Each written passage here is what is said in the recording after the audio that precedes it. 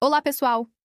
Hoje vamos fazer uma análise completa e comentada da NR1, que é a norma mais importante de todas as 38 normas regulamentadoras que temos no Brasil. Ela é literalmente o DNA de toda a segurança do trabalho no nosso país.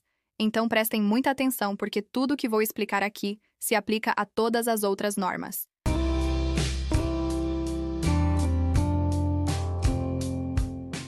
Vamos começar lendo o objetivo da norma.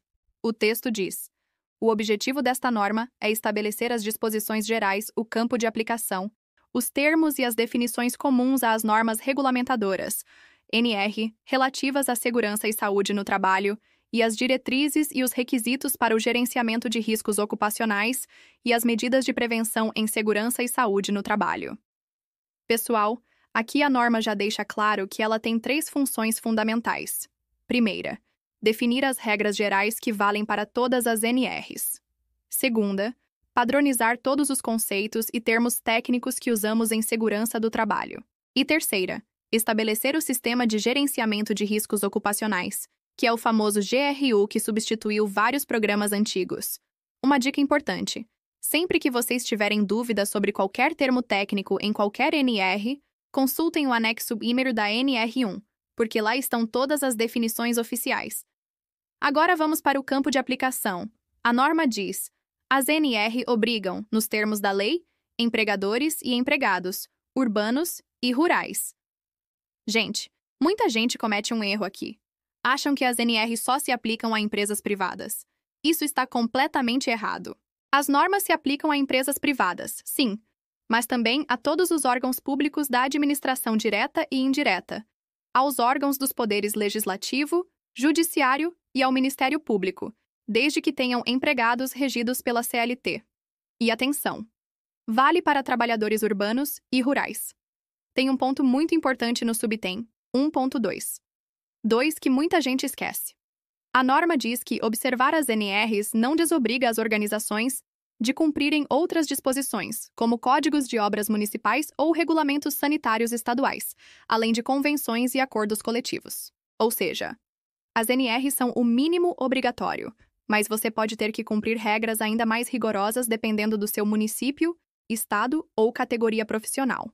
Passando para as competências e estrutura, a norma estabelece que a Secretaria de Trabalho, através da Subsecretaria de Inspeção do Trabalho, é o órgão nacional competente. Ela tem várias responsabilidades: formular diretrizes, promover a Campanha Nacional de Prevenção de Acidentes do Trabalho, coordenar o Programa de Alimentação do Trabalhador, fiscalizar o cumprimento das normas em todo o território nacional, participar da Política Nacional de SST e julgar recursos em última instância. As superintendências regionais executam a fiscalização nos estados e aplicam as penalidades. É importante saber essa estrutura, porque define quem você vai procurar em caso de dúvidas ou problemas. Agora chegamos na parte mais importante: direitos e deveres. Vamos começar pelas obrigações do empregador. A norma lista várias obrigações, e vou comentar as principais. Primeira, cumprir e fazer cumprir as disposições legais. Não basta o empregador cumprir, ele tem que garantir que os trabalhadores também cumpram. Segunda, informar aos trabalhadores sobre os riscos, as medidas de prevenção, os resultados dos exames médicos e das avaliações ambientais. Essa informação não é opcional, é obrigatória. Terceira obrigação: elaborar ordens de serviço sobre segurança, dando ciência aos trabalhadores.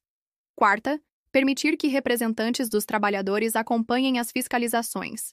Quinta, determinar procedimentos para casos de acidente ou doença relacionada ao trabalho, incluindo análise das causas. Sexta, disponibilizar todas as informações de SST para a inspeção do trabalho.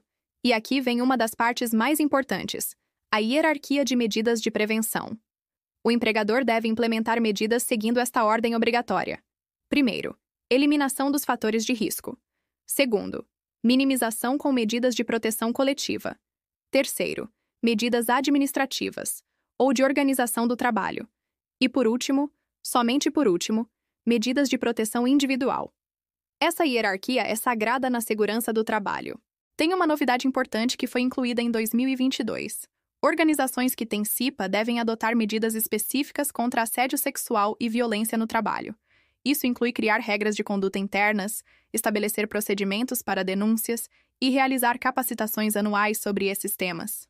Agora, vamos para as obrigações dos trabalhadores.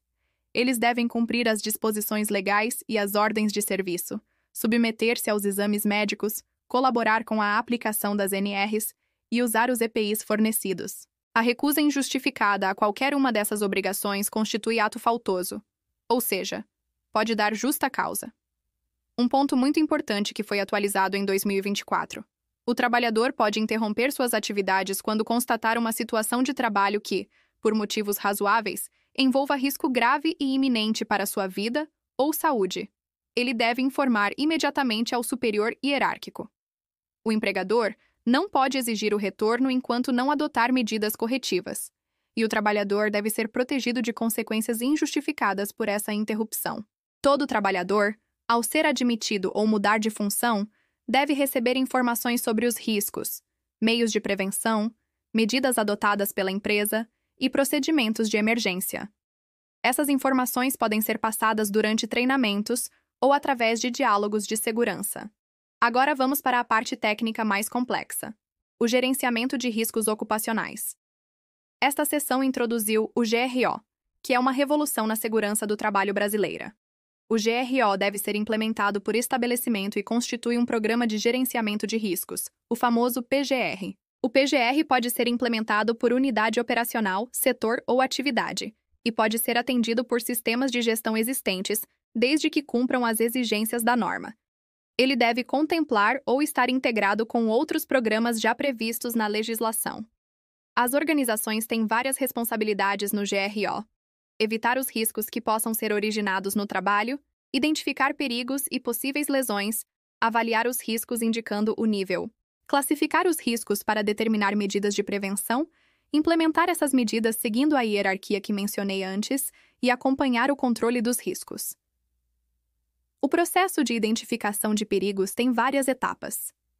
Primeiro, o levantamento preliminar de perigos, que deve ser feito antes do início do funcionamento, para atividades existentes e quando houver mudanças. Se na fase preliminar o risco não puder ser evitado, aí sim você implementa o processo completo. Na identificação de perigos, você deve descrever os perigos e possíveis lesões, identificar as fontes ou circunstâncias e indicar o grupo de trabalhadores sujeitos aos riscos. Não esqueçam dos perigos externos previsíveis que possam afetar a segurança. A avaliação de riscos é onde a coisa fica mais técnica. Para cada risco, você deve indicar o nível, que é determinado pela combinação da severidade das possíveis lesões com a probabilidade de ocorrência. A organização deve selecionar ferramentas e técnicas adequadas para essa avaliação. A severidade deve considerar a magnitude da consequência e o número de trabalhadores afetados, incluindo possíveis acidentes ampliados. A probabilidade deve levar em conta os requisitos das NRs, as medidas já implementadas, as exigências da atividade e a comparação com valores de referência da NR09. Após a avaliação, os riscos devem ser classificados para identificar a necessidade de medidas de prevenção. E atenção!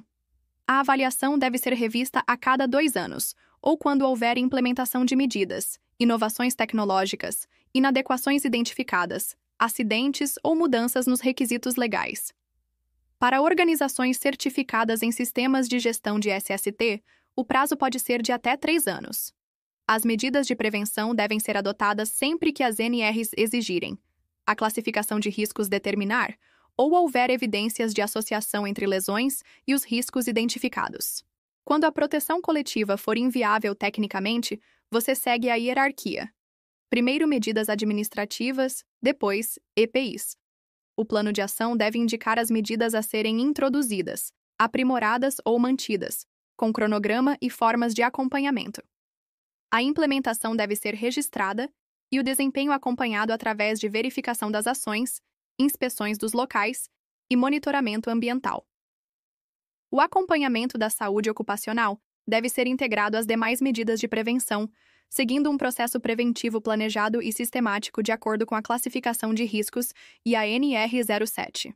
Todos os acidentes e doenças relacionadas ao trabalho devem ser analisados e documentados, considerando as situações geradoras, identificando fatores relacionados e fornecendo evidências para revisar as medidas de prevenção. A preparação para emergências deve estabelecer procedimentos de resposta adequados aos riscos e características das atividades, prevendo meios para primeiros socorros e medidas para emergências de grande magnitude, quando aplicável. A documentação do PGR deve conter, no mínimo, o inventário de riscos e o plano de ação. Esses documentos devem ser datados, assinados e estar sempre disponíveis aos trabalhadores e à inspeção do trabalho. O inventário de riscos deve contemplar caracterização dos processos e ambientes, descrição das atividades, descrição de perigos e riscos com identificação dos grupos expostos, dados de monitoramento e avaliação ergonômica, avaliação e classificação dos riscos e critérios adotados. O inventário deve ser mantido atualizado, com histórico das atualizações por 20 anos. Quando várias organizações trabalham no mesmo local, devem executar ações integradas. A contratante pode incluir medidas para contratadas em seu PGR e deve fornecer informações sobre riscos sob sua gestão. As contratadas devem fornecer seu inventário específico. Sobre prestação de informações digitais, as organizações devem prestar informações de SST em formato digital conforme modelo aprovado. Os documentos podem ser emitidos e armazenados digitalmente com certificado ICP Brasil. Documentos físicos podem ser digitalizados mantendo integridade e autenticidade. Na capacitação e treinamento, o empregador deve promover capacitação conforme as NRs. Ao término dos treinamentos, deve ser emitido certificado com informações específicas. A capacitação inclui treinamento inicial, periódico e eventual. O treinamento inicial deve ocorrer antes de iniciar as funções, o periódico conforme estabelecido nas NRs, e o eventual quando houver mudanças, acidentes graves ou retorno após afastamento superior a 180 dias. É permitido o aproveitamento de conteúdos na mesma organização e entre organizações, seguindo critérios específicos. Os treinamentos podem ser ministrados à distância ou semipresencial, seguindo os requisitos do anexo 2º. Para microempreendedores individuais, microempresas e empresas de pequeno porte, há tratamento diferenciado. MEIs estão dispensados de elaborar PGR, mas a contratante deve incluí-los em suas ações. MEs e EPPs de graus de risco 1 e 2 que não identifiquem exposições ocupacionais podem ficar dispensadas do PGR se declararem informações digitais. Também podem ficar dispensadas do PCMSO, mas não dos exames médicos e ASO.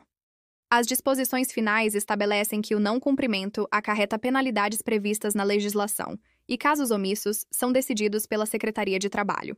O anexo 1º traz todas as definições técnicas fundamentais. Destaco algumas. Agente biológico são micro-organismos capazes de causar lesões. Agente físico é qualquer forma de energia capaz de causar danos. Agente químico são substâncias que podem causar lesões. Perigo é fonte com potencial de causar lesões. Risco ocupacional é a combinação de probabilidade e severidade de lesões.